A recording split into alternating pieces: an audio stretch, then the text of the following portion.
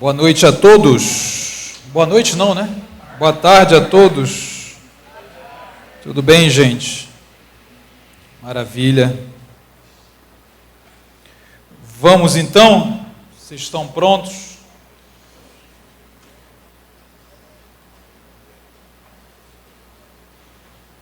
Muito bom. Eu queria fazer o seguinte. Eu tenho conversado com algumas pessoas e eu acho que tem algumas questões aí sempre sendo colocadas que eu queria responder. Então, vou tentar responder duas perguntas a partir de agora, nesta sessão. Duas questões. A primeira é sobre a origem da nossa sexualidade. Eu sei que tem sempre essa inquietação, né? Por que a pessoa sente o que ela sente? Então, por que eu sinto atrações heterossexuais? Por que fulano sente atrações homossexuais? De onde isso vem, né? Então, vamos tentar responder esta pergunta. Eu falei sobre ela em uma resposta, e vou tentar alongar a resposta para a gente tratar disso de maneira um pouco mais profunda. Tudo bem? Então, a gente vai tentar fazer essa resposta. A outra coisa vai ser sobre a mudança, né?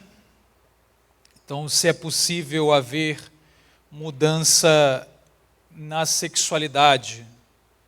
Eu falei ontem que o nosso objetivo é nos tornarmos discípulos de Cristo e que isso é que satisfaz.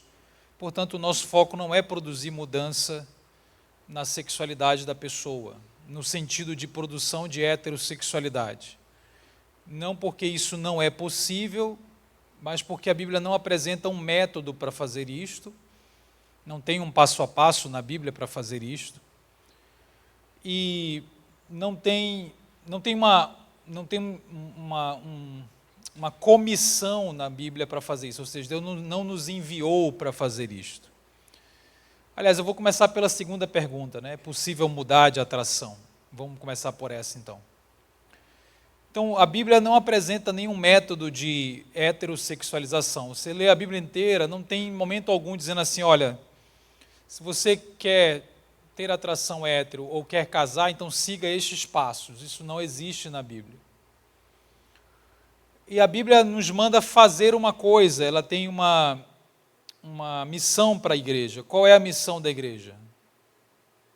Vocês sabem, é que vocês estão tímidos e com preguiça. O que tem o tal do ID? É ID para fazer o quê? Ah, já? Então é ID por todo mundo, prega o evangelho e faça o quê? Aí voltamos para a mesma tecla, né?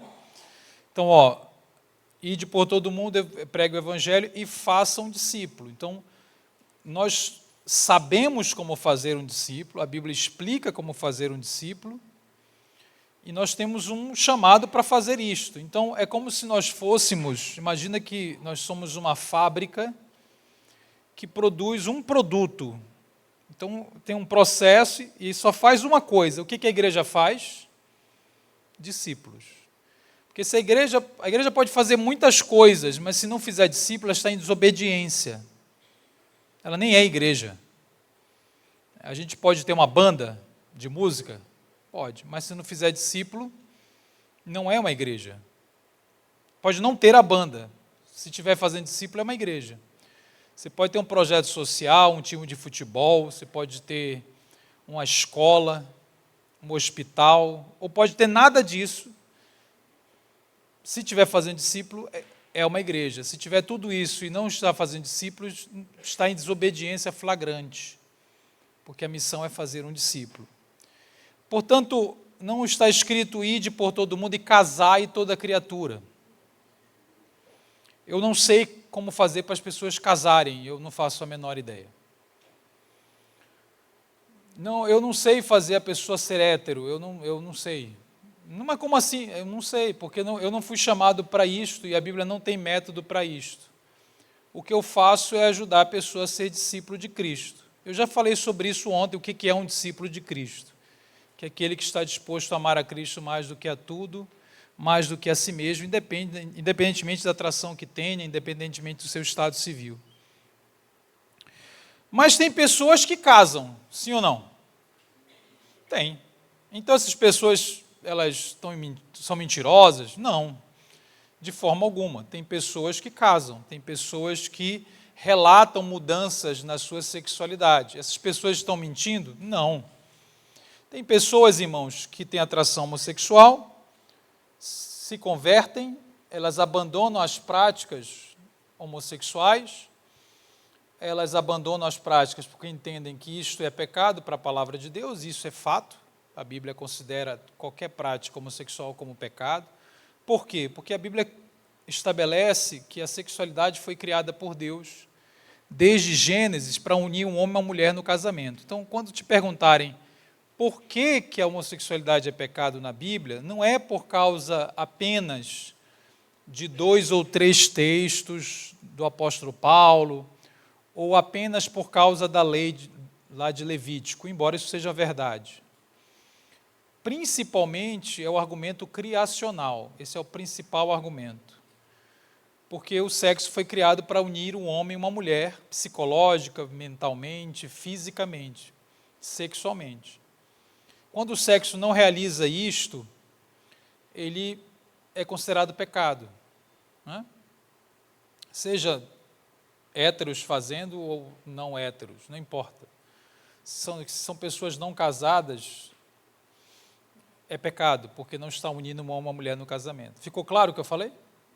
Então, essas pessoas abandonam a prática e elas têm atração. A atração, como eu tentei explicar ontem, ela não é uma decisão do sujeito. Se eu pudesse decidir, eu decidiria não ter nenhuma atração que me leve a pecar. Mesmo na heterossexualidade, eu não consigo decidir isto. Eu consigo decidir o que fazer com a atração que aparece eventualmente. Ah, pastor, então você tem atrações que podem te levar a pecar? Tenho. Tenho porque eu existo no mundo. Eu sou um ser tentável, né? Eu ainda lido com tentações. Todos nós somos vulneráveis a ter atrações que podem levar a pecar. Por isso que a gente precisa santificar todo dia, por isso que a gente precisa, todo santo dia, escolher amar mais a Cristo, porque senão a gente vai seguir algumas atrações e vamos cair. Existe alguém aqui nesse recinto que é intentável? Não existe. Alguém que é invulnerável, que pode bater no peito e falar assim, eu jamais, nunca, não é possível que eu caia. Não, não existe. Todos nós somos vulneráveis. Todos nós podemos pecar. Porque existem coisas no mundo que nos atraem.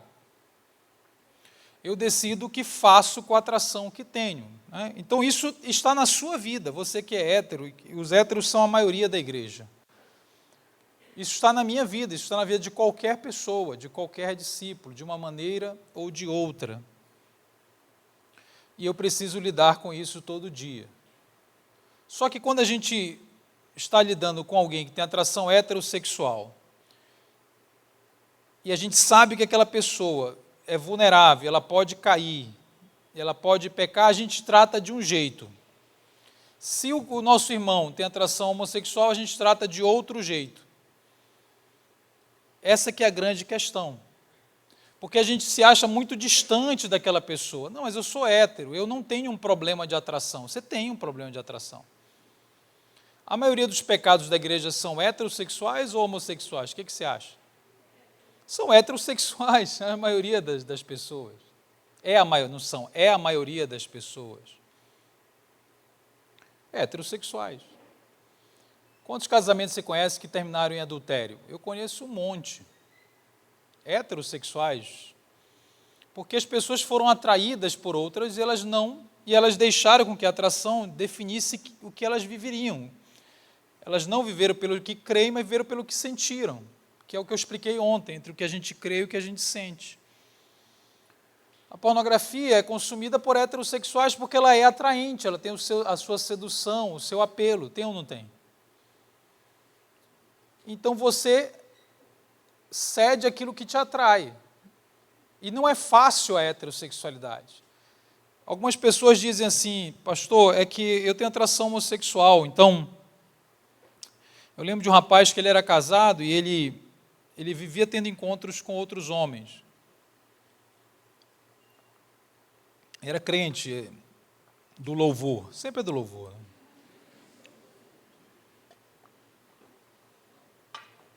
Eram encontros assim anônimos, uma coisa bem arriscada, digamos.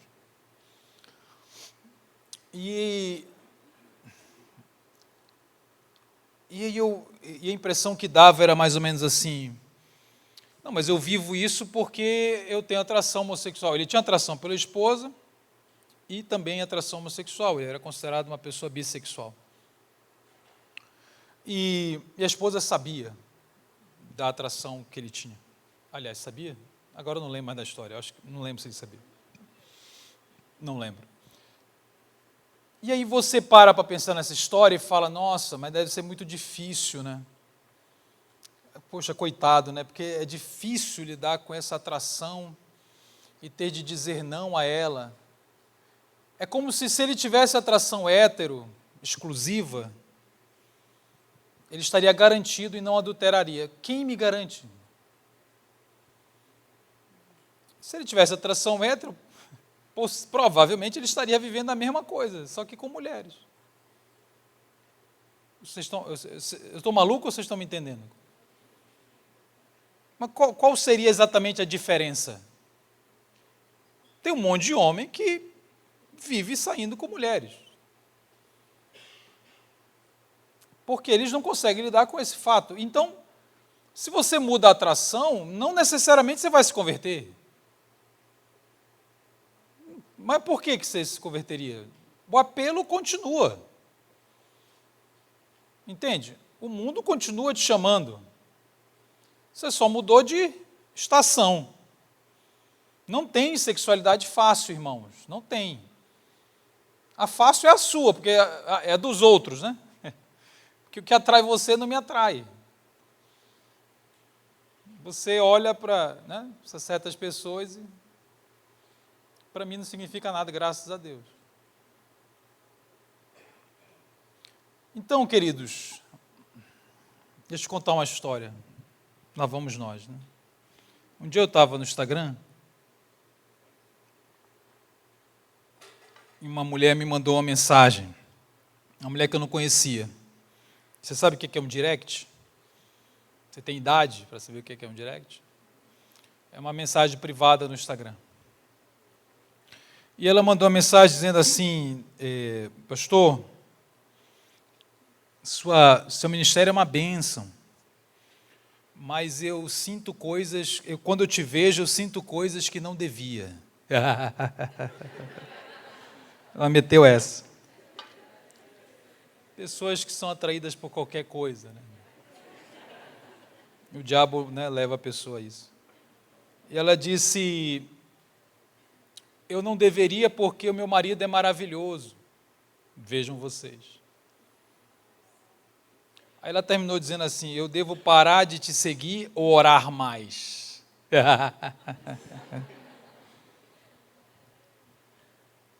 O que foi que eu fiz, irmãos? Eu olhei para a mensagem, mostrei para minha mulher, para fazer uma média. Disse assim, você me rejeita às quartas-feiras à noite? A quem queira. Brincadeira, não falei isso não. Mostrei para ela, apaguei a mensagem e bloqueei a doida. Se ela estiver aqui essa tarde, irmã, como é que eu posso lhe dizer, né? Nosso amor não é possível. Tá? É que eu conto essa história no Brasil todo, né? Uma hora ela vai estar, né? Lá atrás e vai gritar, eu te amo. Eu vou ter de correr, irmãos, como José. Mas eu corro muito pouco.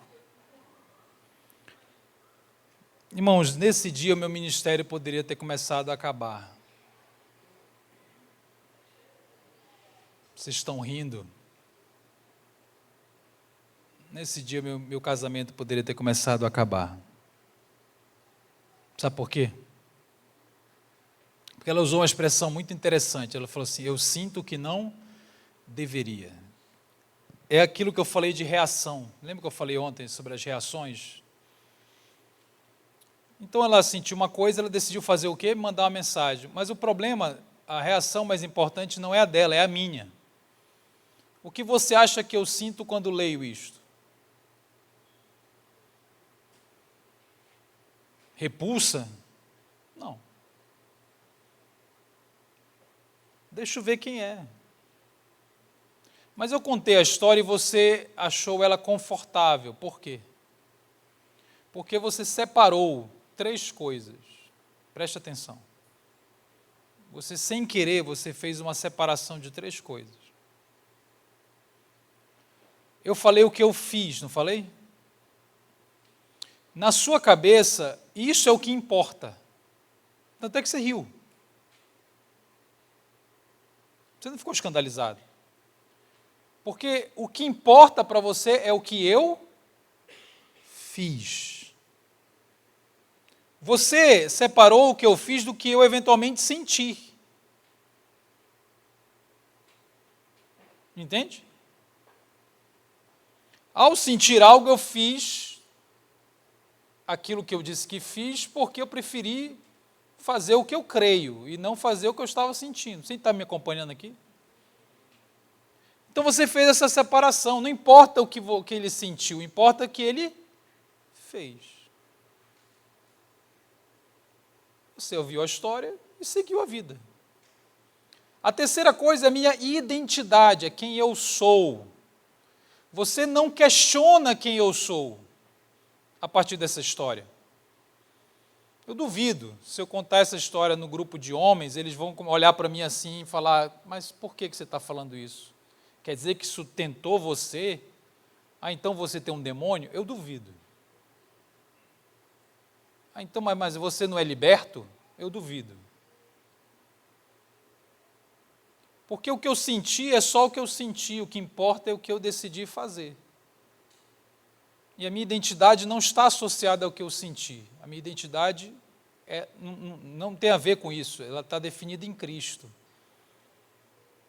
A minha identidade é porque Cristo me salvou e me fez nova criatura. Se eu sinto ou não sinto, isso não define quem eu sou. Então é esse triângulo aqui, ó, quem eu sou, o que eu sinto e o que eu faço. Você me ajuda e me acolhe quando eu conto a minha história e você separa. É uma coisa complexa, né? Você trata como algo complexo. Tentação, prática, identidade, você separa. Eu posso falar isso do púlpito e você me ajuda, separa, me entende. O problema é quando chega um menino de 15 anos ou um senhor de 60 e diz: eu tenho atração pelo mesmo sexo. A gente não separa. Aí a gente confunde tudo. A primeira pergunta que a gente faz é: então você é gay? Que é uma pergunta sobre a identidade dele, né? Então você é outra coisa. A questão é: mas como assim você tem atração homossexual, mas você já não aceitou Jesus? Mas como assim você sentiu isso? Você ainda tem um demônio? Você ainda não foi liberto? Você já passou por libertação? Ainda tem essa atração? Ninguém me faz essa pergunta.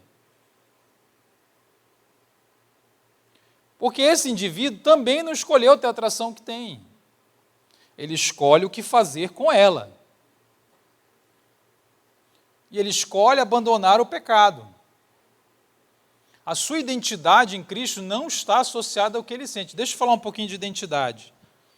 Queridos, o mundo prega que você é o que você sente. Isto é a mensagem do mundo, não é a nossa mensagem. A mensagem do mundo de hoje é esta: você é definido pelo que se sente. A Bíblia nunca te deve definir pelo que você sente. O que você sente é só o que você sente. Uma vez a minha filha tem 17 anos, ela tinha 12, ela chegou comigo e falou assim: na minha sala de aula tem um menino assexual. Você sabe o que é um assexual? Alguém sabe? Assexual é uma pessoa que não tem atração por nada e por ninguém. Assexual, entendeu? Mas o pobre do menino não deu nem tempo, ele tem 12 anos, né? Não tem nem o tempo de ter atração, tem 3 pelos pubianos. Está querendo que cresça o quarto, né? Penteando todo dia. Aí o menino chegou e disse para a turma: sou assexual. Aí a minha filha falou assim: então, ele disse que é assexual, mas ele também disse que está afim de mim. Aí ela falou: eu acho que eu curei a sexualidade dele, né? Ela estava sentindo o Tilenol do amor, né? Por que o menino vai anunciar que é assexual aos 12 anos? Porque, diferente de você que é velho, você que está prestes a falecer, na sua época não tinha essa pressão. Hoje tem uma pressão. A pressão é: e aí, você é o quê? A pessoa tem que se classificar, a pessoa tem que se encontrar, a pessoa tem que se descobrir, ela tem que dizer o que ela é. Qual é a sua categoria? Qual é o seu pronome? Você é hétero, você é bi, você é pan, você é trans, você é Uber. São várias sexualidades. E a pessoa está lá, e agora eu tenho que dizer quem eu sou, e eu não sei. Como é que eu sei? Aí chega a doutrina, né? Qual é a doutrina? Para saber quem você é, você pergunta o que você está sentindo. Aí o menino fez a pergunta, né? Deixa eu ver, o que eu estou sentindo? Não achou nada. Aí alguém disse, então, quando não acha nada é assexual. É isso que você é. Ah, então descobri. Agora eu sei a minha identidade, a minha essência. Porque eu nasci assim. Veja, o menino aos 12 anos, sem fazer nada, sem sentir nada, ele já está na sigla. LGBTQIA+, o A é assexual. Sem fazer nada, sem sentir nada.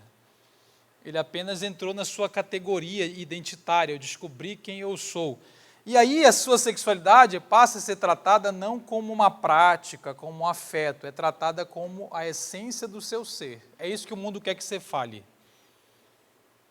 A Bíblia não reconhece nenhuma identidade baseada em afeto, nenhuma. Você, mas eu não sou hétero. Não, então, nem esta palavra tem na Bíblia. Você tem atração pelo sexo oposto, isso é um fato da sua vida, não é a sua identidade. Quando Deus olha para o mundo, Ele não separa as pessoas em hétero, LGBT. Você acha que Deus faz isso? Não, Deus não relaciona com a pessoa a partir de identidades sexuais. Por quê? O que tem na Bíblia que teria o poder de definir a identidade das pessoas? Olha que pergunta interessante. O que há na Bíblia que teria a importância tal que definiria a identidade dos seres humanos?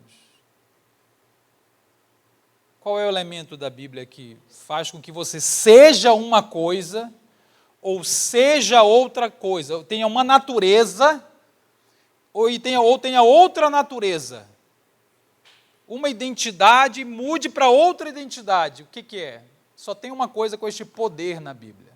É a pessoa de Jesus Cristo. Para a Bíblia, se você tem o Filho, você é uma coisa. Se você não tem o Filho, você é outra coisa. Ele divide a humanidade. Deus olha para as pessoas e olha para o mundo através de Cristo. Então, quem você é não depende do que você sente. Portanto, se alguém está em Cristo, foi salvo pela graça, pode sentir o que for, pode sentir nada, ele é filho de Deus. E deve andar como o filho de Deus anda, que é abandonar o pecado. atração não vai definir quem você é. Se a gente disser para a pessoa, vem cá, eu vou fazer um processo de terapia, vamos fazer umas libertações, para você sentir atração hétero, porque quando você sentir, aí sim você será liberto. Quando você sentir, aí sim você será pleno. Quando você sentir, aí sim você será um filho de Deus verdadeiramente. Aí você está fazendo a mesma coisa do mundo, você está dizendo que a atração define quem ele é. Você está dando poder para o afeto. E afeto, irmãos, é uma coisa que é inconstante, aí faz isso aqui, ó. Todos somos vulneráveis.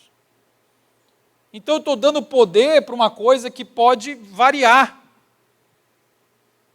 E às vezes as pessoas estão tão obcecadas, eu quero virar hétero, eu quero virar hétero, eu quero virar hétero, que elas fazem tudo para virar hétero, não para conhecer a Deus. Elas leem a Bíblia toda porque elas querem virar hétero, ela ora todo dia porque ela quer virar hétero, ela vai para o retiro porque ela quer virar hétero, ela namora uma pessoa do sexo oposto, mesmo sem querer, porque ela diz, não, mas eu preciso virar hétero, eu vou namorar. Vai que pega no tranco. Algumas pessoas casam para virar hétero. Você acha que isto vai funcionar? Por que não vai funcionar? Porque está instrumentalizando tudo que está na vida espiritual. Quer dizer, tudo que você vive não tem a função de conhecer a Deus e desfrutar do reino de Deus. Tem a função de ser um método de heterossexualização. É como se Deus fosse o método e o alvo é você mesmo. Uma versão de você mesmo supostamente melhorada. É como se fosse uma teologia da prosperidade, só que sexual. Ora, o que é a teologia da prosperidade? Eu vou dizer para você, se você se converter a Cristo, você vai ficar rico, financeiramente, né? Rico. Eu posso prometer isso à pessoa? Vamos lá, irmãos. Eu posso prometer isso à pessoa? Eu não posso prometer isso à pessoa. Tem gente que fica rico. Mas eu não posso dizer para ela, olha, ore, jejue, dê dízimo, vire crente, que você vai ver, aí Deus vai te recompensar com dinheiro. Eu não posso fazer isso. Porque eu estou transformando o evangelho em um método para você ter riquezas materiais. É a mesma coisa. Eu não posso prometer que você vai sentir outra coisa. Eu só posso dizer que se você tiver Cristo, você tem tudo que você precisa. Pode acontecer? Pode. Mas não é isso que mede se você é um discípulo de Cristo ou não. Então, queridos, a identidade do sujeito não está baseada nos seus sentimentos. Ele tem que tirar o foco dali. Aí, vamos lá de novo. Então, quer dizer que pode acontecer mudança? Pode, mas não é produzida por nenhum método nosso. Isso geralmente são mudanças espontâneas, que acontecem nas relações de maneira espontâneas. Eventualmente, alguém vai lá e percebe uma ampliação nos seus horizontes afetivos. Vou repetir, ampliação nos seus horizontes afetivos significa que você passa a considerar outras relações que você não considerava antes. Isso pode acontecer. Entendeu? E há pessoas que casam, não para virar hétero, mas porque realmente passaram a ter algum sentimento específico, aquilo deu certo. Mas não é aquilo que garante a vida espiritual da pessoa. Não é aquilo que prova que ela foi transformada. Não é aquilo que prova. Não é aquilo. Porque aquilo pode existir e se ele não perseverar na sua fé, ele vai cair do mesmo jeito. Isso não prova nada, isso não garante nada. Embora possa ser genuíno. Pode. Eu conheço casais que genuinamente passaram a perceber atrações que não tinham antes. Chegue com essa pessoa, se você conhece alguém, eu acho que talvez você não conheça. Mas eu já cheguei com essas pessoas e já perguntei, o que você fez? Não tem resposta, irmãos. Não tem método. A pessoa simplesmente foi vivendo a vida dela com Deus e as coisas aconteceram. Então, é possível mudar de atração? Ora, até o mundo acha que é possível. Até o mundo acha que é possível. Você já ouviu falar que o mundo diz que sexualidade é fluida? Ora, se sexualidade é fluida, ela é mutável, não é isso que o mundo defende? Então, até para o mundo, você pode mudar de atração. O problema do mundo é que, geralmente, você muda de hétero para homo, né? Aí o pessoal bate palma, fala, olha que legal, mudou. Tem uma entrevista da Daniela Mercury, vocês acompanham o ministério da Daniela Mercury? Profeta menor, né? O som dessa cidade sou eu, né? Como diria Abacuque. Ninguém nem sabe que música é essa. Né? Vocês são jovens, né? Eu odeio jovens. Estou brincando, eu amo vocês. Tá?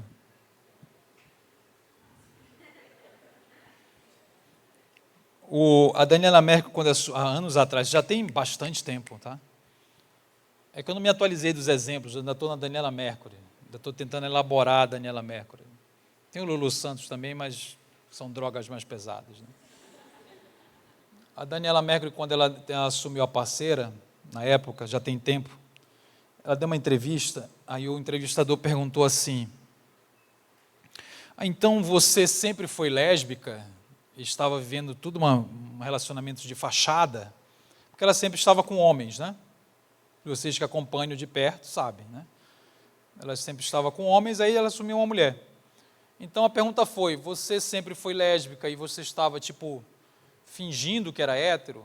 Ela disse, não. Não estava fingindo, eu gostava dos homens mesmo, é que agora eu gosto dessa mulher, e o que importa é o que eu gosto. Vejam vocês. Né? E ela falou, olha, se vier um marciano eu gostar dele, eu fico com ele. O que ela está dizendo? Que ela muda como ela quiser. Né? Ela está dizendo, eu faço o que eu quiser, a sexualidade muda. Então, irmãos, essa coisa de, não é possível ter mudança na sexualidade, ela não serve nem para o mundo.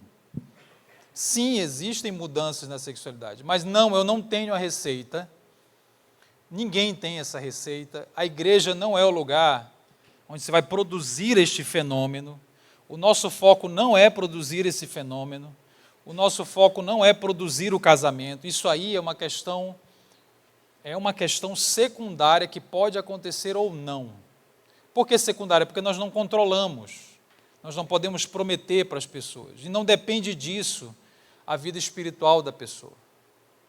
Ela precisa confiar em Cristo, que Deus vai providenciar o que ela precisa para viver. Se ela vai casar ou não, eu não sei. Então, é sempre importante lembrar disso, qual é a nossa missão, é fazer um discípulo, porque lá está a plenitude de vida. Então, a resposta da primeira pergunta, se pode mudar ou não, pode mudar, mas não é o nosso foco, e não é o que garante a identidade, a plenitude espiritual de ninguém. Nosso foco é o discipulado. Ficou claro, irmãos? Aí vamos para outra pergunta, para a primeira, né? De onde vem tudo isto? Vocês estão preparados? Essa é forte.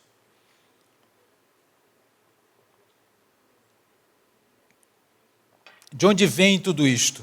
De onde saiu tudo isso? É genético? Isso é genético? Não, pastor, isso aí é porque esses meninos estão comendo muito frango com hormônio. Teoria do frango, você já viu? É muito legal a teoria do frango. Vocês ficam comendo frango enorme, né? Cheio de hormônio. Aí vira tudo gay. Parabéns. Não, isso é o frango. Não, isso aí é gay por causa das redes sociais. Não, é porque foi abusado sexualmente. Não, é porque não tem falta de pai. Se soubesse criar, virava hétero. Vamos lá, deixa eu falar com você. Vamos lá. Eu falei ontem, eu vou repetir. Vamos começar por aqui, ó. Nenhuma destas teses, nenhuma destas teorias estão na Bíblia. Eu falei isso ontem, né? Nas respostas. Nenhuma destas teorias estão na Bíblia. A Bíblia não defende não defende, não depende delas para falar o que ela fala. Ah, mas eu acho que essa teoria faz sentido. Pode fazer sentido como for, não é um dogma das Escrituras. Portanto, duas coisas. Primeiro, é relativo. É apenas uma tese. Você não trata o que está fora da Bíblia como aquilo que está na Bíblia. A Bíblia é a verdade de Deus revelado. O que está fora, irmão, é apenas uma tese, é relativo. E como essa teoria tem outras 300. É outro campo, é um campo movediço relativo. Segundo, e aí eu quero ver se vocês vão concordar comigo, você não pode basear o discipulado da igreja em teorias que não estão na Bíblia. Vocês concordam comigo? Pensa um pouquinho antes de responder. Porque isso aqui não é uma clínica de psicologia, né? Isso aqui é uma igreja. Se a gente faz discípulos e nós vamos ensinar a palavra de Deus e discipular pessoas pela palavra de Deus, eu não posso pegar uma teoria que eu acho que faz sentido e começar a basear minha pregação e o meu ensino e o meu discipulado nela, porque ela não está na Bíblia. Eu não posso fazer isso, irmãos. Eu não posso fazer isso. Eu posso olhar, eu posso analisar, eu posso acreditar até, eu posso... Ok, mas aquilo não é a base da igreja. Então esse é o primeiro ponto. Então separe Bíblia de teorias. Eu falei também ontem, qual é a teoria da Bíblia? Então se a pergunta for assim, o que a Bíblia diz sobre a origem da homossexualidade? Isso é uma pergunta. O que a Bíblia diz? A Bíblia não diz que é por causa de abuso, a Bíblia não diz que é por causa de pai, a Bíblia não diz que é por causa de demônio. Não existe demônio de homossexualidade na Bíblia, não existe. Se você me apresentar um versículo que chama a homossexualidade de demônio, aí eu mudo de ideia. Todas as vezes que a homossexualidade é citada na Bíblia, está associada ao pecado do ser humano caído. É o ser humano pecando. Romanos 1 é assim, 1 Coríntios 6 é assim, em Levítico está falando de comportamentos pecaminosos, como o Levítico, a lei de Moisés, não diz, olha, sei lá, meu Deus, o que diria, né? Expulsem os demônios da homossexualidade. Diz, como a mulher não te deitarás como se fosse homem. Ela descreve um ato de pecado, um ato sexual. Então, não tem associação de homossexualidade com um demônio na Bíblia. Eu não estou falando que é uma coisa boba, pelo contrário, é um pecado. Claro, o pecado produz morte, né? E morte é coisa muito ruim. Lógico que você pode ser oprimido, como qualquer um de nós podemos ser oprimidos por forças malignas, e nós estamos diante de forças malignas. O diabo existe, não estou dizendo que ele não existe. Só que aquilo ali é tratado como pecado. Como pecado. E vem de onde o pecado? Qual é a origem do pecado? Se eu considero uma coisa pecado, vem de onde? Da queda. Da queda do ser humano. Que nos afeta a todos, mas nos afeta de maneira diferente. Cada um é afetado de um jeito. Então, isto é o que a Bíblia diz. Aí vamos pensar nas teorias. Então, agora a gente vai olhar para as teorias. Veja que a Bíblia não está discutindo isto. Não está discutindo o pai, a mãe, a genética, ela não depende disso. Mas vamos lá, vamos olhar para as teorias. Vou falar da primeira, que é a tal da genética, né? Então você ouve assim, não, isso aí é genética, as pessoas nascem assim, tá? As pessoas nascem assim. Quando a pessoa diz que nasce assim, ela está dizendo que existe alguma coisa no seu organismo, no seu cérebro, nos seus genes, eu não sei, nos seus cromossomos, tem alguma coisa em você, alguma estrutura, que por aquilo existir daquela forma, você é homossexual, você é heterossexual, você é bissexual, entendeu? Então é isso que a pessoa quer dizer quando ela diz nasceu assim. Veja, esta tese, ela foi muito defendida no final do século XX. na segunda metade do século XX, porque ela era a tese principal do movimento LGBT. Deixa eu lhe falar uma coisa para você ficar pasmado. Hoje não é a tese principal do movimento LGBT. Não é. Eu vou lhe explicar por que não é. Então, na segunda metade do século XX, esta era a tese forte. Era a tese assim, ó, não, você nasceu assim, e isso é imutável. Coitada da Daniela Mercury, né? Então, você nasceu assim, e isso é imutável. Você nasceu e vai sempre ser isso aí.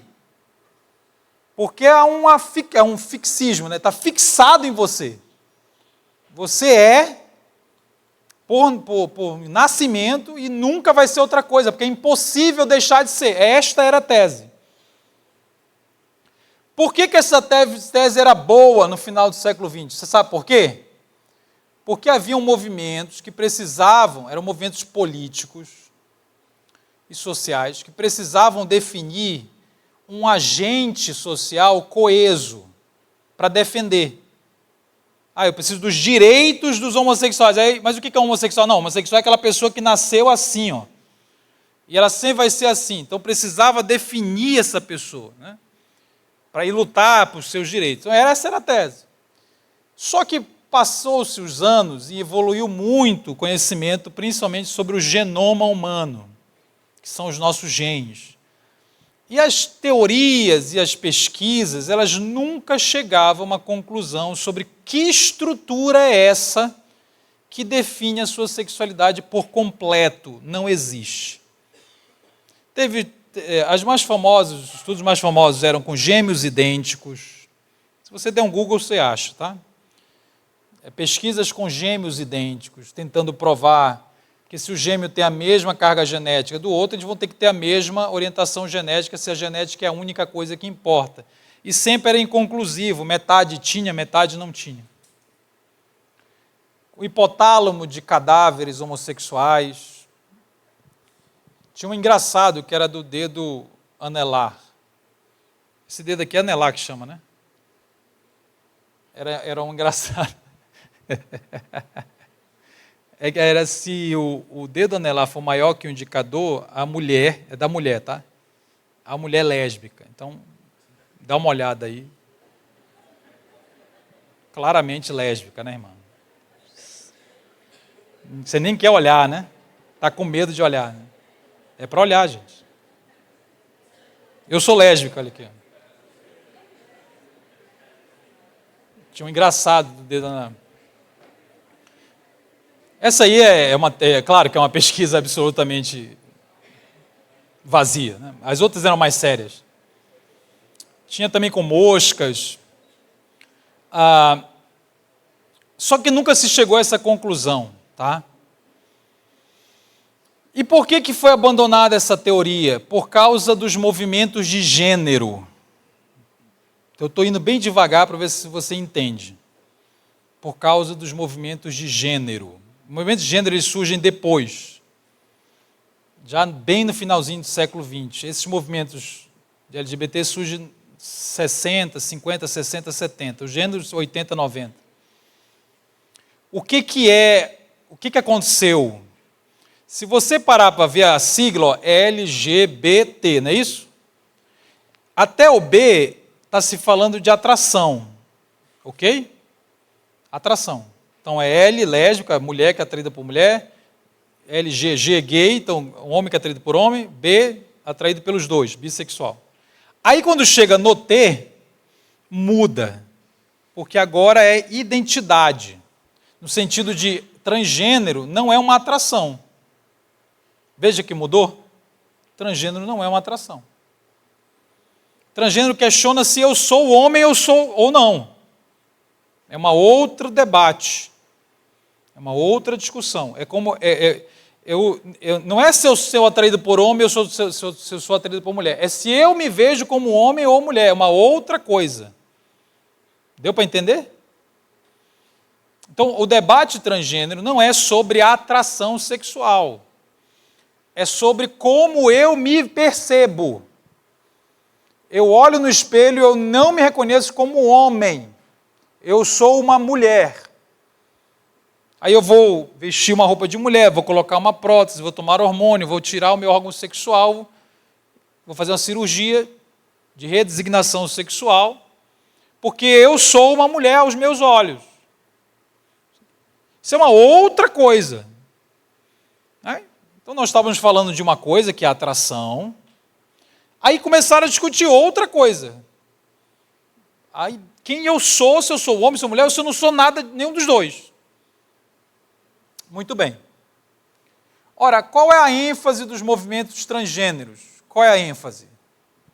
A ênfase é dizer que você não é definido pela biologia. Você entendeu? Então, antes dos movimentos transgêneros, o que era? Não, a homossexualidade é definida pela biologia.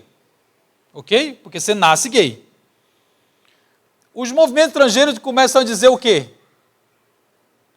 Na verdade, quem você é, em todos os níveis, não se limita à biologia. Ou há um choque de visões.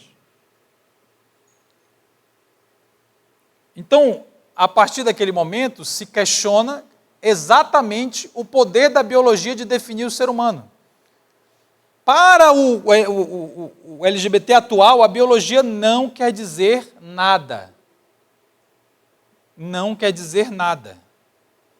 Ora, se tem uma criança nasceu com pênis, significa o quê? Para esse pessoal, significa o quê? Nada. Porque aquilo pode ser um homem ou pode ser uma mulher. Você entendeu? Eu sei que para você vê um bebê com pênis, você fala, é um menino. Legal. Você está considerando um elemento biológico, que é o sexo da criança. Tem um XY, tem um cromossomo. Em todas as células está escrito XY. Aí você fala, homem. Eles falam, eu não sei o que é. Porque isto não significa... Isso é só um corpo. Você entendeu? A biologia perdeu o espaço. Quando eu falo biologia, é o que eles chamam de sexo. Então, eles associam sexo, a palavra sexo, a termos biológicos. E a gênero seriam as questões não biológicas. É como eu me sinto, como eu me vejo, as questões psicológicas, como eu me visto, me performo, as questões sociais. Então, eu posso construir uma mulher. Né? Não, porque eu ignoro o sexo e vou construindo através de ideias de gênero. Entendeu a questão da diferença? Gente, eu não estou defendendo a nomenclatura, eu estou explicando a nomenclatura. Vocês estão me acompanhando aqui? Eu estou explicando a nomenclatura, para você entender do que eles estão falando. Então, quando, por exemplo, você já foi em chá de revelação, de bebê, chá de revelação? Infelizmente, você já foi. Ninguém aguenta mais, irmão.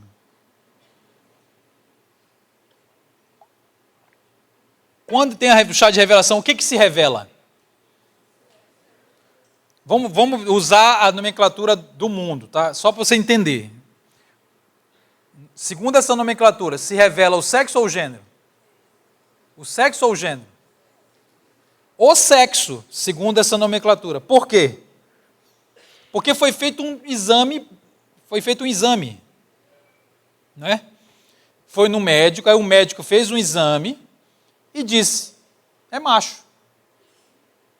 Então ele tem um elemento biológico. Ele não perguntou para a mãe, o que você acha? Ele não perguntou para o feto, como você se sente? Não, ele fez um teste e está lá um papel escrito macho, XY. Existem variações? Existem. Porque aí já começa, mas os intersexuais e as síndromes, existem variações, essas pequenas, não vai dar tempo de falar disso, gente. Mas essas variações, elas são exceções, pequenas porcentagens de pessoas que vivem exceções de natureza biológica, que estão em outro lugar, elas não têm nada a ver com a discussão de transgênero.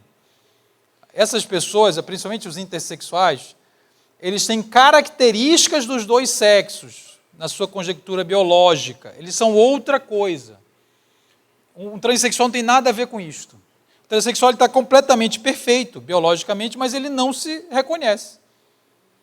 Então, eu estou falando tudo isso para dizer o quê, irmãos? Para dizer que a ideia de que a sexualidade é simplesmente definida pela biologia não faz sentido nem para os próprios movimentos LGBT de hoje. Então, o que a gente tem de dizer?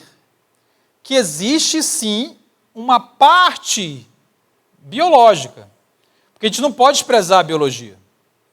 Em tudo que você vive, tem um elemento biológico. Você tem corpo, mas não é um determinismo biológico. A sexualidade é resultado de um complexo de elementos. Um deles é o biológico. Ele influencia. Então, olha, imagina aquela parede. Aquela parede tem tijolo, cimento, areia e ferro. Se eu disser que a parede é tijolo, eu estou certo? Não. A parede não é tijolo, a parede tem tijolo. Eu não posso reduzir a complexidade da parede a um dos seus elementos, entendeu? Então, quando eu digo é genético, eu estou cometendo um erro técnico. Eu estou pegando uma parte e dizendo que ela explica o todo. Ela é uma parte. É uma parte. Ficou claro, irmãos? É engraçado como o mundo gira, né? Porque hoje quem defende a importância da biologia são os cristãos. São os cristãos. Os cristãos é que ficam dizendo, não, o corpo importa. Não, biologia não é qualquer coisa, isso aí tem que ser levado em consideração. Então essa é a primeira tese, genética. A segunda, vamos falar do pai. Que a tese, o menino é gay porque não teve presença paterna. Essa tese já começa com problema, porque ela teoricamente explicaria, né, a homossexualidade masculina, mas a feminina ela não desenvolve muito, embora existam outras teorias que são menos famosas. Vamos ver se vocês sabem de onde vem essa teoria. Eu já falei que não vem da Bíblia, né? Vem de onde? O que você acha? Essa história de que é o pai que define a sexualidade do filho, de onde você acha que vem? Vamos lá, valendo 10 pontos. De onde vem? De onde vem, gente? A ideia de que pai e mãe definem a sexualidade da criança. Vem de um lugar chamado psicanálise. Não sei se você sabe o que é psicanálise. Mas é interessante, né? Porque a gente acha que veio da Bíblia, aí a gente pensa assim, nossa, eu descobri, pastor. Eu descobri. E a gente está fazendo na igreja uma libertação, porque eu descobri que é o pai e a mãe. Mas, irmão, você já leu Freud, então? Você tirou a Bíblia e colocou Freud? A pessoa nem sabe o que ela está falando. Ela nem sabe de onde vêm as ideias que ela acredita. Porque ela acha que estão na Bíblia. Bom, é só Freud, é psicanálise. Mas, pastor, faz sentido. Legal. Faz sentido. O que eu estou dizendo é que é uma teoria psicanalítica. Pode fazer sentido. Legal? É uma teoria psicanalítica. Por que teoria psicanalítica? Porque Freud foi o primeiro que estudou a sexualidade infantil, e aí ele definiu, primeiro que ele define então o ser humano a partir de uma certa estrutura que é dele, né? Ego, superego, id, aquilo tudo que ele faz é uma explicação da própria psicanálise. Aí ele vai dizer que você é gay, quer dizer, é uma teoria que foi usada por um tempo, hoje já não é mais usada, né? Então é a ideia de que você tem um pai, e aí você não recebe afeto do seu pai, e aí você se torna uma pessoa carente de masculinidade, porque o seu pai é o masculino, e aí você então, quando fica adulto, você busca essa masculinidade nos outros homens. Vejam vocês. Só que agora, ao invés de buscar afeto, agora é sexualizada. Você faz sexo buscando o afeto do seu pai. Eu não sei se vocês entenderam. Então, para a tese psicanalítica, você está buscando o seu pai nos outros homens, entendeu? Eu era uma criança, eu não tive pai, eu cresci, e aí eu vou buscar o meu pai fazendo sexo com homens. É como se eu quisesse a masculinidade dele. É bem viagem, né? O pentecostal adora. Ele olhou para isso e falou, pelo amor de Deus, isso aqui é lindo. Isso aqui é maravilhoso. Quer dizer que ele está buscando o pai nos outros homens fazendo sexo? Isso está na Bíblia, não é possível. Vou colocar. Aí a gente colocou na Bíblia, né? A gente acrescentou a Bíblia. Colocou lá, carta de Freud aos Romanos. Né? Falou, é isso, meu amigo, é isso. Está buscando o pai nos outros homens. Pá! Irmãos, isso é uma explicação que faz sentido por quê? Porque está falando de um elemento da nossa sexualidade. Qual elemento? É o elemento que a gente chama de aprendizagem. Então, tudo na sua sexualidade tem uma parte que você nasceu e uma parte que você aprendeu. Aprendeu com tudo. De diversas maneiras. De novo, está falando de uma parte da parede. Então, a família importa? Sim, a família importa. Só desse jeito? Não sei. Pode ser desse jeito, pode ser de outro jeito, porque isso não consegue explicar todo mundo. Tem um monte de gente que teve pai e mãe presente e é gay. Isso é uma pessoa que vai se identificar e falar, funciona, porque tem muita gente com problema com o pai. Aí veja o que a igreja fez. Ela pegou essa teoria e fez duas coisas. A primeira, ela disse assim, poxa, agora nós achamos a causa, é paternidade. Então, nós vamos fazer o seguinte, você sabe quando você vai ao médico e ele faz um diagnóstico, tipo assim, você está com febre, aí o médico fala, a sua garganta está inflamada, aí ele passa um remédio para a garganta, não é isso? E aí a febre some? Ora, se a causa, imagina que a febre é a atração homossexual, é o sintoma, é a consequência. E a causa é falta de pai, legal? Então a gente tem que remediar o quê? A falta de pai. Aí a gente promete para a pessoa assim, olha, eu descobri a causa. Você não teve pai. Agora nós vamos então ministrar sobre você paternidade, porque Deus é o seu pai. Quando você entender que Deus é o seu pai, o que vai acontecer? Você vai virar hétero. Porque vai sumir o efeito. O problema é que isso não existe. Pastor, então você é contra ministrar a paternidade? Longe de mim, irmãos. Eu sou completamente a favor. Se a pessoa tem um problema com a paternidade, não tem problema nenhum. Você dizer a ela, ministrar a ela, fazer o que for necessário para que ela entenda, perdoe o seu pai, para que ela fale sobre o seu pai, para que ela entenda que Deus é o pai, e ela vai melhorar muito quando ela entender que Deus é o pai dela. Eu não tenho a menor sombra de dúvidas, eu não tenho nada contra isto. Nada contra isto. Acho que é essencial. O que eu não posso prometer é que ao realizar isto, ela vai virar o quê? Heterossexual. Isso eu não posso prometer. Ela vai ficar uma pessoa melhor, muito provavelmente. É a mesma coisa o tal da violência sexual. Ora, é claro que uma experiência de violência influenciou a sexualidade do sujeito. É evidente que influenciou. De uma forma ou de outra. É claro que aquilo faz parte da parede. É claro que aquilo faz parte da equação, do aprendizado. Ainda estamos falando deste eixo, do aprendizado. Então tem o eixo da biologia, tem o eixo do aprendizado, que isso é muito grande, é tudo o que lhe aconteceu. Tudo o que lhe aconteceu. E o que não aconteceu também. E esses dois eixos, as teorias ora falam de um, ora falam de outro, você entendeu?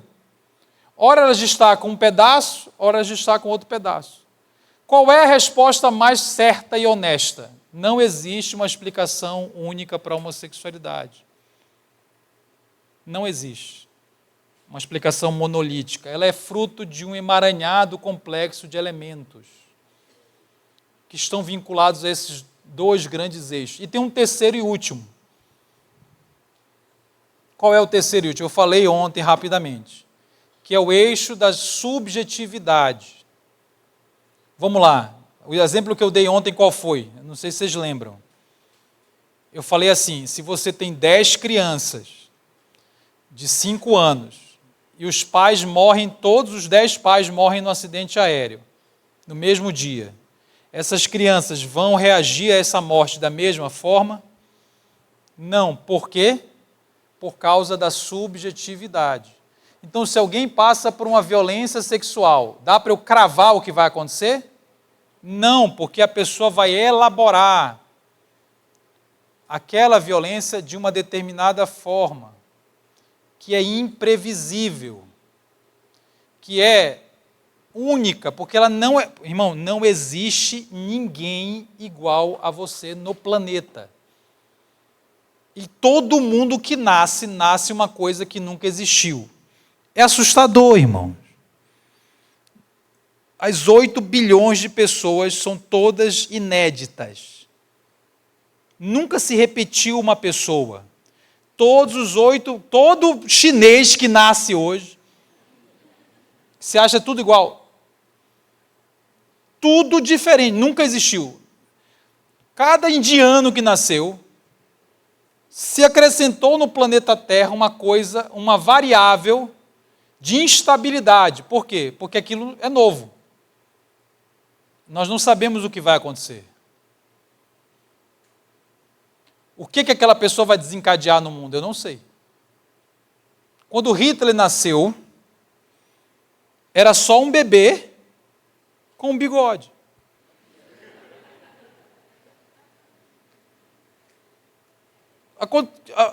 Alguém se assustou quando Hitler nasceu? Alguém achou estranho? Não, era só mais um bebê branco. Safado. Aquilo era um elemento que nunca existiu no mundo. Eu não sei o que vai acontecer. Por isso que cada indivíduo vai elaborar de um jeito. Aí a gente está aqui querendo descobrir a tabela, né? Isso produz isso, que produz aquilo. Irmão, não dá, porque é muito complicado, é muito complexo. Esse eu falei que era a primeira coisa, que a igreja tomou isso como... Faltou falar a segunda coisa. O problema é quando a gente assume essas teorias como se fossem da Bíblia, nós começamos a humilhar as famílias cristãs que têm filhos LGBT. Porque nós não temos filhos, nossos filhos são héteros. E são crentes. Por quê? Porque eu soube criar. O filho do pastor é trans, então o pastor não soube criar. Está claro para quem, irmão? Deixa eu lhe falar uma coisa. Famílias funcionais, completamente funcionais, e cristãs, podem ter filhos com atração pelo mesmo sexo. Isso pode acontecer. Mas, pastor, então o que eu faço para isso não acontecer? Não tem como você blindar um filho. Não existe isso. O que você pode fazer é dar a ele a melhor criação possível, para que ele conheça, ele tenha um testemunho sobre Deus, que ele tenha um testemunho sobre quem ele é em Cristo, que ele esteja mais bem capacitado para lidar com o que vai acontecer no mundo. Simplesmente blindar não é possível, porque nenhuma família da Bíblia foi blindada. Eu vou repetir. Você e eu devemos sim nos esmerar para sermos os melhores pais, as melhores mães, porque nós vamos dar a nossos filhos o melhor testemunho possível de Cristo, do Evangelho, de quem Deus é, de como eles são preciosos, como a sua identidade está em Deus, como eles vão aprender a palavra, mas blindá-los, não, eles vão estar mais bem preparados para lidar com coisas que podem acontecer que nós não controlamos. Aonde está isso na Bíblia? Deixa eu lhe explicar, irmão. Não tem família nenhuma na Bíblia blindada, nenhuma. Aliás, se você pegar as famílias de Gênesis, que são as famílias dos patriarcas, que Deus do céu apontou e escolheu, todas falidas. Começa com Adão e Eva, os filhos se matando. Aí não é figura de linguagem, ele matou mesmo o irmão. Aliás, Gênesis pode ser encarado como um livro a respeito da falência dos primogênitos. Porque naquela época o primogênito era o mais abençoado, era aquele que tinha maior expectativa. E praticamente todos os primogênitos em Gênesis fracassam. Porque Deus está dizendo que ele cumpriu o seu propósito não por causa de homens e mulheres maravilhosos e morais e que se acertaram em tudo, mas apesar da imperfeição flagrante dos escolhidos. Se você fosse escrever um livro para defender a Deus, você não escreveria Gênesis. Se você fosse para escrever um livro para defender a família tradicional, você não escreveria Gênesis. Por quê? Porque não tem família ali. Irmão, Abrão começa, o primeiro filho dele não é Isaac. Ele já tem um filho precipitado com a empregada. Com a empregada é ótimo. Isso é um clássico, mas não é um fato. Com a concubina. Aí ele manda o filho para o deserto para morrer. Porque brigou com Sara. Lavou louça, muita louça para lavar. E aí Deus salva o menino, né? Filho de Agar. Isaac aparece, que é filho de Abraão, já é o segundo. Ele mente igual a Abraão. Tem 2 filhos. Eu já contei a história de Jacó, que não vou contar de novo. Ninguém aguenta. Jacó e Esaú, não precisa falar mais nada. É justamente o problema é a primogenitura, né? Aquela safadeza, aquela ratoagem toda. Tudo criado em colégio batista. É porque a gente fala assim, não, eu vou colocar num colégio cristão. Para garantir, né? Eu vou garantir, eu vou levar para a igreja, vou proibir galinha pintadinha e vou colocar num colégio evangélico. Está garantido. Agora está garantido. Aí ainda fala assim, poxa, mas eu não sei o que está acontecendo. Ele estudou em colégio cristão. Eu falei, pois é, irmão, Jacó também, né? Aí casou, aí tem os 12 de Jacó, você nem lembra o primogênito. Alguém sabe o primogênito? Não sabe. Sabe? É Rúben, né? É Rúben. Os 4 primeiros, porque José, então vem Rúben, Simeão, Levi, faltou agora, Rúben, Simeão, Levi e Judá. Judá é de onde Jesus vem, né? Os 4 fazem um monte de... Eu vou usar uma palavra que eu não posso. Rúben se relaciona com uma das mulheres do pai. E é pecado sexual, geralmente, né? Simeão e Levi matam um monte de gente numa tribo porque haviam abusado de uma irmã. Eles simplesmente exterminam uma tribo. E foram até punidos por causa disso. Judá, irmãos, aí Judá é complexo, né? Porque Judá tem um relacionamento com a casada com filha, é o quê? Nora, né? Eu sou dislexo, né? Tem um relacionamento com a nora, engravida a nora, Judá, essa é também criada em colégio cristão, né? E aí, sem contar que o Simeão é um dos principais que tem uma grande ideia, né?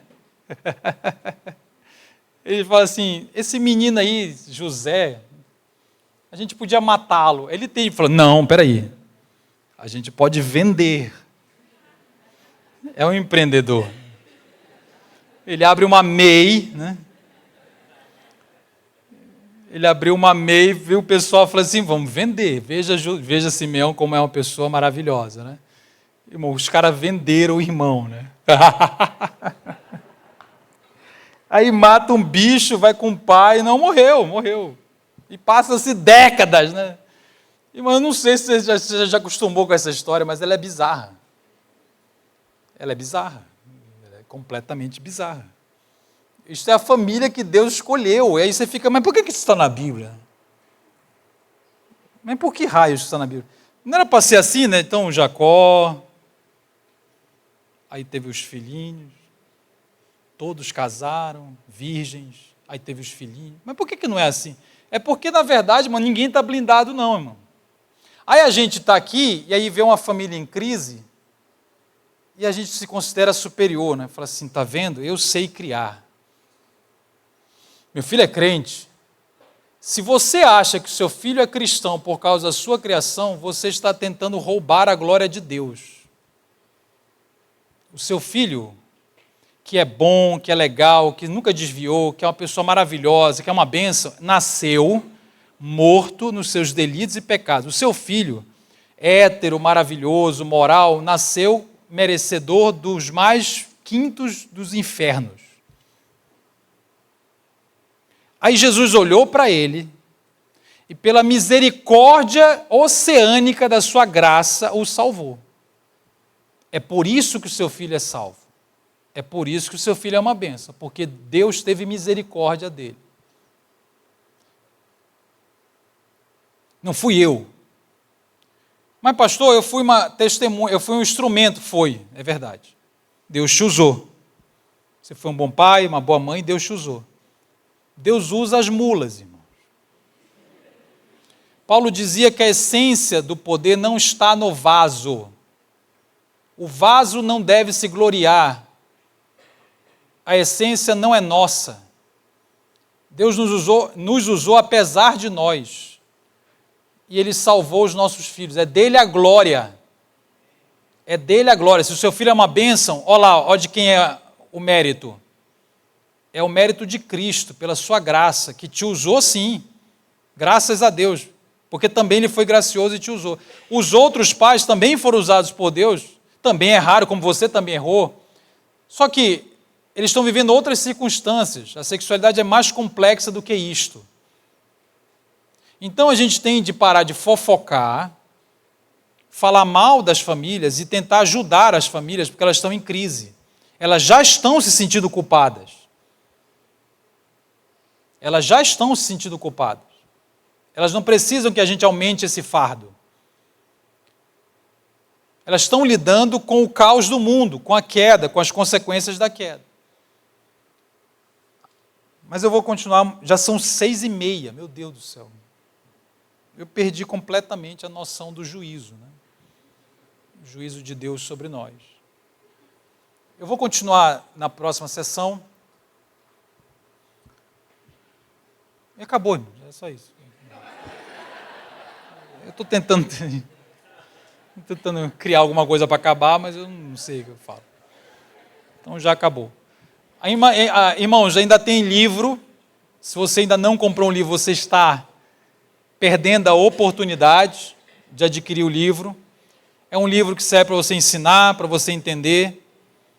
Por favor, entenda a necessidade disso. Não quero fazer pressão, mas eu vou embora. É hoje que acaba tudo. Hoje acabará e pedirá a tua alma. Como diz, esta noite pedirão a tua alma, tá? É hoje. Então, olha lá. A formação ainda está disponível também até hoje para você, no QR Code. Se alguém precisar de ajuda, me fala comigo. É uma formação para pais e líderes que precisam, que entendem a necessidade de aprender para poder ser referência neste assunto na sua família, para crianças, adolescentes, jovens. Não importa a idade dos seus filhos, a formação é completa, acesso vitalício. Os 8 módulos, está com 65% de desconto e quem se inscrever ganha o livro físico de graça. De graça! Amém? Então não perca essa oportunidade. Deus abençoe, até daqui a pouco. Amém. Pastor, só umas 2 perguntas que o pessoal mandou lá, curiosas. Não, você não gostou de falar, daí a gente deixa para depois. Vamos embora. Mandei um link no grupo da igreja, né? E aí o pessoal fez algumas perguntinhas lá. Essa aqui já foi comentado, mas eu percebi que os irmãos comentaram bastante sobre ela, então só para reforçar um pouquinho. Então, como teve várias, eu vou tentar juntar em uma só, né? Crianças que você observa desde muito cedo, com muito trejeito, muito dentro do que o pessoal trouxe ali, uma forma muito gay, muitos trejeitos e até usaram o termo assim, uma tendência homossexual. O que você tem a dizer sobre isso? Vamos lá. Primeira coisa é o que é um trejeito, tá? essa resposta é um pouco longa. Vocês estão lascados. O que é um trejeito? Eu vou tentar definir e aí a gente vai tomar as conclusões, tá? Então, trejeitos são, ou melhor, o trejeito é um conjunto de maneirismos gestuais, maneira de andar, tom de voz, temperamento, interesse social. Eu gosto de balé, eu gosto de futebol. Maneirismos gestuais, temperamentos, interesses sociais que uma criança tem que não coincide com o que a gente chama de estereótipo para aquele sexo. O que é o estereótipo? O estereótipo é a maioria, é o padrão vinculado à maioria. E o estereótipo sempre vai existir. Então, a maioria dos meninos são mais agitados que as meninas. As pessoas dizem isso, não é isso? Aqui eu não estou dizendo se são ou não são, eu estou dizendo apenas que existe um estereótipo. Parte desse estereótipo tem fundamento até na biologia, né? Porque os meninos têm mais testosterona, isso produz... A maioria, então, gosta de futebol e de carro. A maioria são mais racionais e as mulheres são mais sensíveis. A maioria gosta... A maioria anda de uma determinada forma. Mexe o corpo de uma determinada forma. A maioria absoluta. E aí tem esse menino que mexe o corpo de uma outra forma. Então, o estereótipo é o padrão da maioria. Sempre vai haver estereótipo. Não tem como não haver. Por quê? Porque tem duas coisas diferentes, homem e mulher. Vai ter sempre coisa de homem, coisa de mulher. Só que o estereótipo, ele é mutável. O estereótipo, ele é relativo. Ele é precário. Ele não consegue representar todos os meninos e todas as meninas. Ele não veio da Bíblia. O estereótipo é uma construção cultural que tenta refletir culturalmente o fato de haver duas coisas diferentes, homem e mulher, mas ele varia, ele muda, ele não é uma lei de Deus, ele vai sendo construído e mudando com o tempo, inclusive muda de lugar para lugar. Então, o que você considera hoje efeminado, ontem não era. O que você considera, ou melhor, era efeminado, hoje não é. O indiano, por exemplo, lá na Índia, ele anda de mão dada com outro homem. Isso é normal. Isso é masculino. Aqui no Brasil, isso é estranho. A minha esposa estudou no colégio adventista, lá em Belém, e na década de 90, e era proibido o futebol feminino. Por quê? O que vocês acham? Porque na década de 90, no adventista, futebol era coisa só de... Entendeu? Era inconcebível. O estereótipo era este. A menina que queria jogar bola, ela se sentia completamente deslocada do estereótipo. E lidava com isso. Não quer dizer que ela era lésbica. Ela apenas tinha que lidar com este fato. A minha filha estudou no mesmo colégio, em Belém, na década de 2010. Minha filha tem 17 anos. E o futebol mais procurado no colégio adventista, qual era? Era o feminino.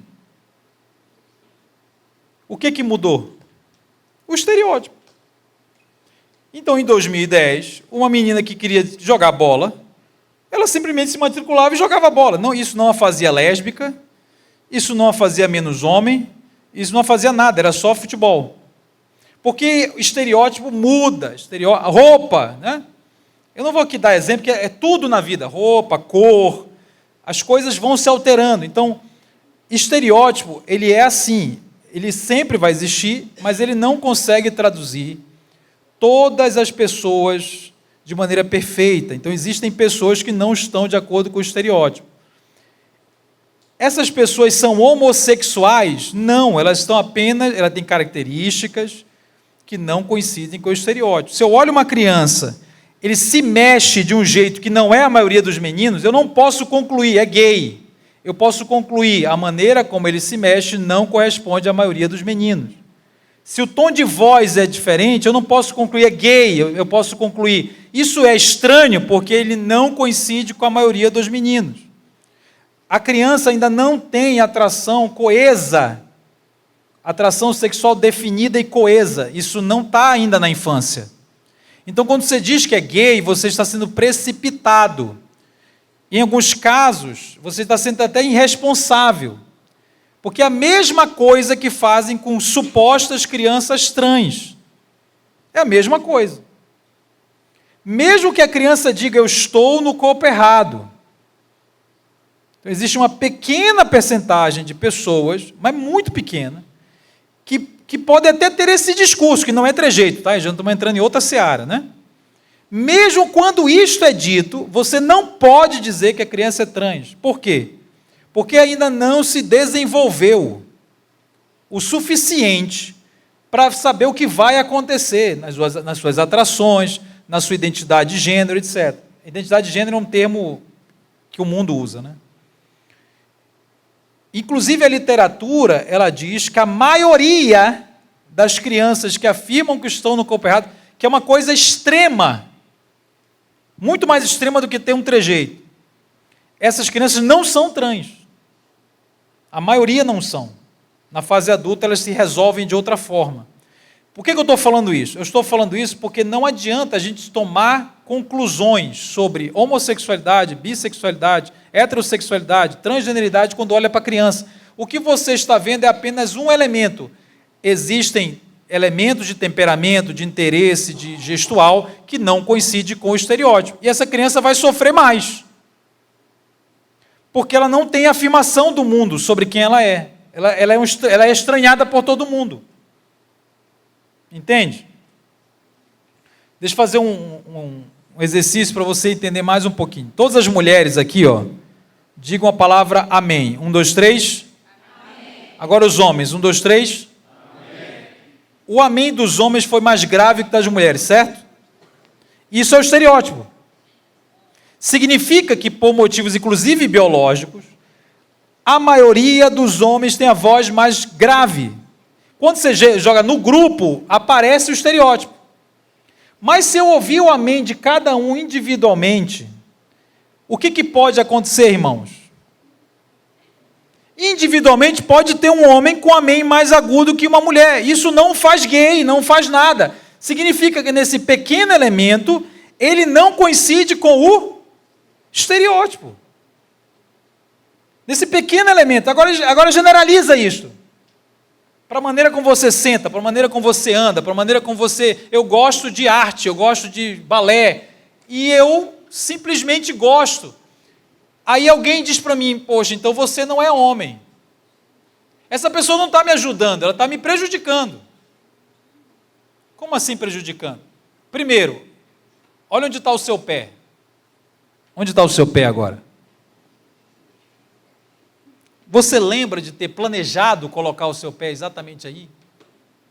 Não, você simplesmente colocou. Você não vai, vou colocar meu pé com 45 graus, porque este é o trejeito certo de colocar o pé. Não, você vai andar, você pensa assim, agora eu vou andar.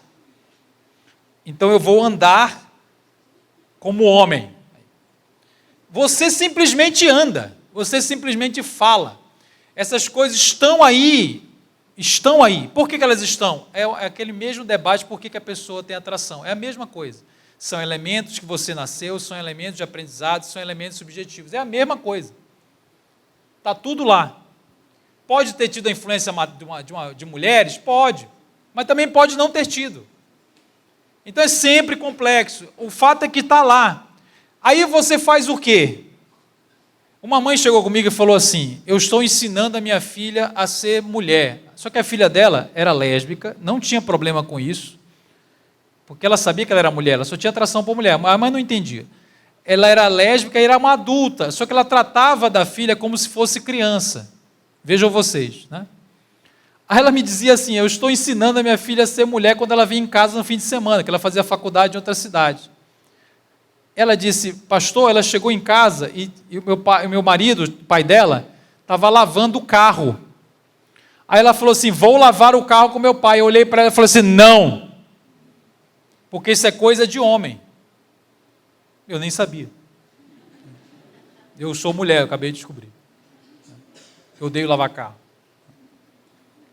Aí ela falou, não vou lavar o carro, coisa de homem. Aí o marido foi fazer o fogo do churrasco. Ela falou, vou ajudar meu pai. O que a mãe disse? Não, isso é coisa de homem. Agora imagina que é uma criança. Não era uma criança no caso, mas imagina que é uma criança de, 6 anos. A menina, ela é mesmo um pouco mais assim, né? Ela não é muito Barbie, ela não gosta muito da Barbie, ela vê o pai lavar o carro com sabão, né? O que ela fala? Quero lavar o carro. Aí ela só vê o carro, o sabão e quer lavar o carro, que não significa nada para ela, só significa que legal. Aí a mãe vem e diz o quê? Isto é coisa de homem. Aí ela fala, não, então não vou fazer, porque eu sou menina. Ela vai fazer? Não, porque ela vai obedecer à mãe. Ela não vai fazer, mas ela já quis fazer. E você disse para ela que ela está querendo uma coisa que ela não deveria querer, que é uma coisa de homem, que é muito legal, mas ela não deveria querer. Você que está colocando a minhoca na cabeça da criança. Mas por que eu quero uma coisa que é de menino? Ao invés da gente ajudar, a gente reforça o estereótipo e dá poder para aquilo colocar dúvida nela. Aí veja,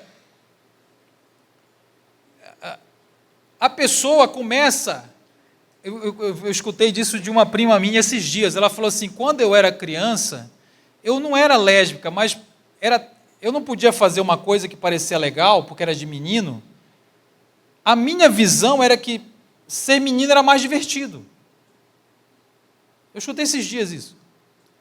Ser menino era muito mais legal, porque pode lavar o carro, porque pode fazer fogo. Infelizmente eu sou mulher, eu não posso fazer fogo. Então a gente começa a colocar poder nos estereótipos. Então o menino joga bola, então eu vou... Não, ele vai jogar bola. Eu vou ensinar para ele. Aí você matricula ele no futebol, ele é humilhado no campo. Ele prova o quê? Se para ser homem eu preciso jogar bola, esquece. Eu nunca vou ser isso aí. É que não precisa jogar bola para ser homem. É isso que você tem que fazer. Você tem que afirmar a criança, você é um menino em imagem e semelhança de Deus. Não importa o que você pense, não importa se você quer mexer com massa, ou você quer mexer aqui. Se você mistifica demais essas coisas, você reforça essas coisas. Eu não estou dizendo que é para você dar uma boneca para o seu filho, longe disto. Mas se ele pegar uma boneca e brincar, ao invés de você fazer um apocalipse, porque ele pegou a boneca, meu Deus, a Xuxa, o demônio, aí você vai orar e expulsar. Deixa ele pegar a boneca. Pegou a boneca, brincou, acabou. É só boneca. O que significa? Não significa nada, é só uma boneca. Quanto mais você dá valor, mais você coloca na cabeça da criança um monte de informação que ela não consegue nem lidar. Esses dias a Nini Borges estava falando, que é uma influenciadora, ela estava falando, se o seu filho pedir para colocar um batom, ora, se ele insistir, coloca o batom e fala, está vendo como fica feio? Isso não te faz nada, agora vai brincar de outra coisa. Porque isso aqui é coisa realmente, isso aqui não tem nada a ver com você. Ao invés da gente ficar com medo e sempre reforçando o estereótipo, é melhor você tirar o poder disso. Você gosta de balé? Olha o balé. Então eu, que sou seu pai, eu vou estar junto com você, porque ele precisa do pai, precisa da presença masculina. É isso que ele precisa. Eu sei que é difícil. Você quer o mais fácil, eu também quero. Meus filhos, é muito difícil, porque a gente tem medo. Mas o único jeito é afirmando quem eles são, independente do que eles têm ou não têm. Afirmando. E aí você vai tentando levar ele para o universo masculino, há muito cuidado, porque se você forçar, você reforça o problema do que ele não tem. Deu para entender, irmãos? Então, a pergunta era, essa criança, ela tem tendências homossexuais? Não, irmão. Para com esse negócio de olhar uma criança que é efeminada e você fala, tendências homossexuais, tendências transexuais. Não, o que você está vendo? Você está vendo uma criança que tem características diversas que não coincidem com o estereótipo. É o que você pode concluir. Ponto. Isso existe por vários motivos, porque ela tem características com as quais ela nasceu, porque ela tem a sua história de vida, que ela realmente foi influenciada, claro que ela foi influenciada, ela aprendeu coisas, e ela reagiu a isso de uma determinada forma. E ponto. Aí ela precisa ser afirmada. Entende? É isso que é trejeito. O resto é precipitação. É gay, é lésbica, é isso, é aquilo. Deixa isso acontecer, que você pode ter adultos com trejeito que não têm atração homossexual. E adultos que não têm trejeito nenhum e têm atração homossexual. Ou não tem? Tem aos montes.